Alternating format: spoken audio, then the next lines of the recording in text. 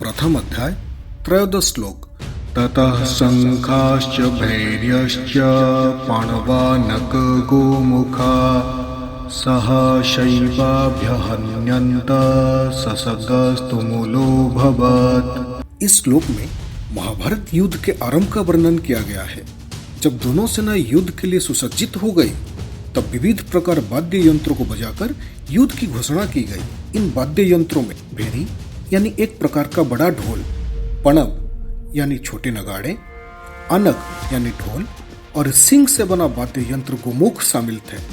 इन सभी वाद्य यंत्रों की ध्वनि अत्यंत गंभीर और युद्ध के माहौल को बहुत भयावह बना रही थी और दोनों सेनाओं के बीच आने वाली महासंग्राम की चेतावनी दे रही थी। इस श्लोक के माध्यम से ये भी पता चलता है कि युद्ध केवल शारीरिक संघर्ष ही नहीं बल्कि इसमें मानसिक और भावनात्मक तैयारी का भी बड़ा महत्व है। युद्ध की तैयारी में बजने वाली इन वाद्यों की ध्वनि सैनिकों के मनोबल को ऊंचा उठाने और युद्ध की परिस्थिति को गंभीर बनाने का कार्य करता है। यह ध्वनि दोनों पक्षों की सैनिकों को उनके कर्तव्य और युद्ध के महत्व की याद दिलाने वाली थी। प्रथम अध्याय चतुर्दश श्लोक।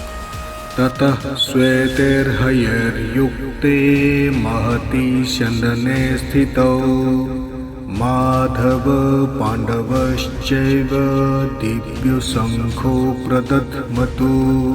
इस श्लोक में वर्णन किया गया है कि पांडव के ओर से युद्ध की घोषणा करने के लिए सफेद घोड़ों से जुड़े हुए एक विशाल रथ में सवार पांडुपुत्र अर्जुन और राक्षस मधु का वध करने वाले माधव भगवान श्री कृष्ण ने अपने दिव्य और अलौकिक शंख को बजाया।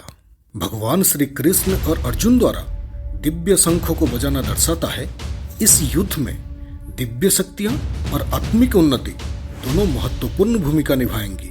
उनका शंख बजाना न केवल शत्रुओं को चुनौती देना था बल्कि सेना में उत्साह और शक्ति का संचार भी करना था।